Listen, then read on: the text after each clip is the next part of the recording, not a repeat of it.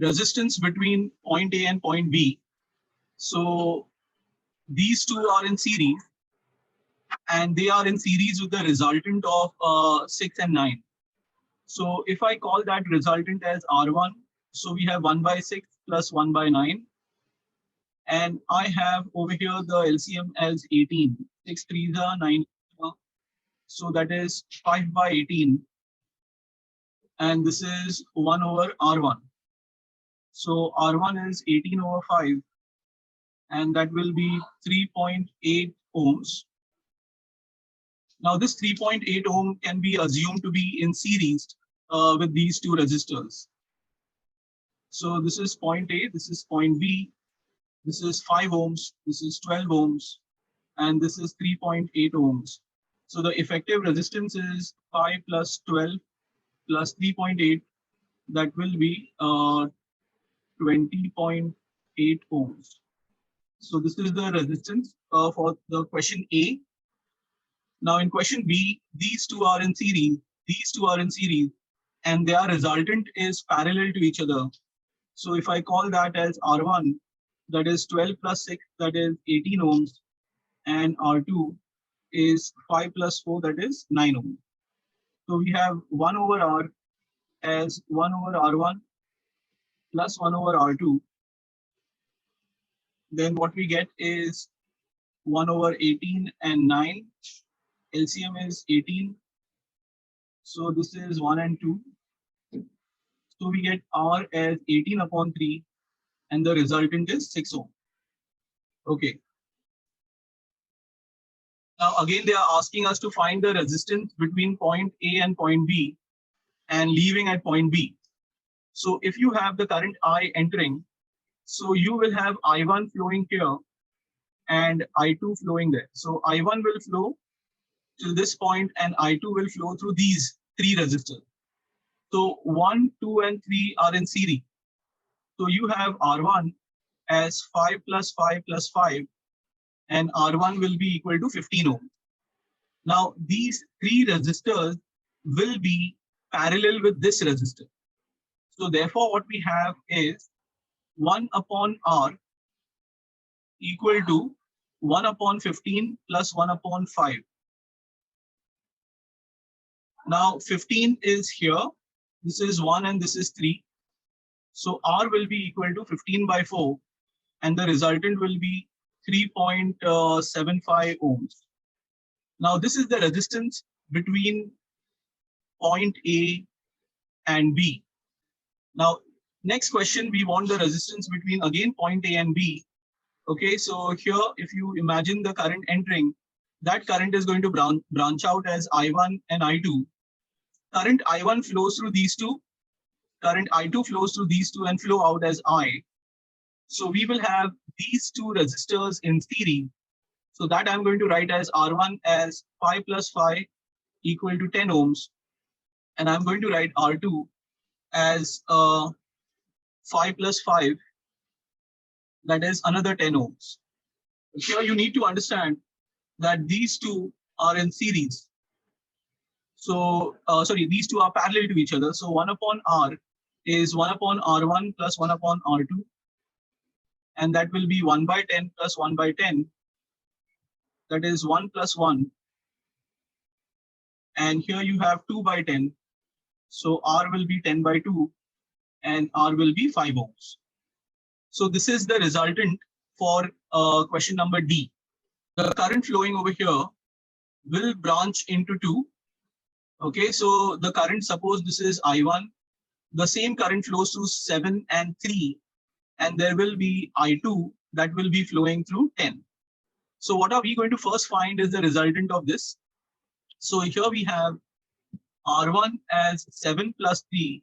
I will call R1 as 10 ohms. So here we have R1 as 10 ohms. So what does this circuit look like now? We will have point A, there is a 6 ohm, there is a 10 ohm, and there is 11 ohm. So this is 6 ohm, this is 10 ohm, and this is 11. Students, the 7 and 3 has given us a resistance of 10. So that 10 looks over here. So this, I hope, should be easier to spot. These two are in parallel. So we have 1 upon R2 as 1 upon 10 plus 1 upon 10. So this will give us 1 plus 1, okay, and that will be 2 by 10. So we will get R2 as 10 upon 2 or R2 as 5 ohms. Okay, so that means this is 5.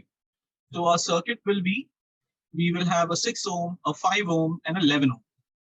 So this is 6, this is 5, and this is 11. So the final resistance that we will have will be 6 plus 5 plus 11, and that will be 22 ohms. Okay, remember, we cannot call everything as R. So here I have written one as R1. Okay, so R1 indicated these two resistors in series. Then R2 indicated the resultant of the whole. And then R indicated the final total resistance. So this is a current I entering point A. So you should understand that the current will branch out into 3. So that is I1, I2, and I3. Now this current, which is I1, will flow through 6 and 10. So therefore, those two are in series. So you get 16 ohms. Now, we also understand that I3 is this current that will flow through these two resistors. So we have 5 plus 11, that is 16 ohm, that will be again in series. And you have I2 that is flowing through only one resistor. And all these currents will join and flow out from B. Okay, so then we have like I3, which is 8 ohms. So if I redraw the diagram, this is point A. So instead of that 6 and 10, I can just write 16 ohms. Over here, instead of 5 and 11, again, I can just write 16 ohms. And here I have 8 ohms. This is point B. So this is very clear that these three are parallel to each other. So the resultant will be 1 by 16 plus 1 by 8 plus 1 by 16. So here we have 16, 16 ones are 8 will be 2 times, and this is 1. So therefore we get R as 16 by 4, and that will give us 4 ohm as the resistance. Again, the question is asking you to find the resistance between point A and point B. So we have current I entering, and the same current I will leave from B. So the current enters, flows through this. Now, when the current hits here, the current will get divided into two, I1 and I2. Now you can see that the same I1 flows through all of them. Therefore, they are in series. So if I call that as R1, 20 plus 11 plus 11. So R1 is equal to 42. Okay, so I can replace this diagram by another diagram. And that diagram will be this one. So here, this is a 6 ohm. This is 7 ohms over here. And this is 11 ohm. And this is 42 ohm. So the current flowing through the 42 ohm is I1. And I2 flows through the 7 ohm. That means it is clear that these two are parallel to each other. And the resultant of that, I call it as R2. So that will 1 by 7 and 1 by 42. LCM is 42, 7 6 are, and 42 ones are. That will be 7 upon 42. And that will be 42 by 7. And that will be 6 ohm. So now you have R2 as 6 ohm. That means the resultant of this is 6. So this diagram of ours changes again. This is point A, which is 6 ohm. This is another point, which is 6 ohm. And this becomes 11. So now what you have is these three resistors in series. Okay, so therefore the resultant will be 6 plus 11, and that will be 23 ohms will be the final answer. As per the board syllabus, you will not have more than 4 resistors in the question.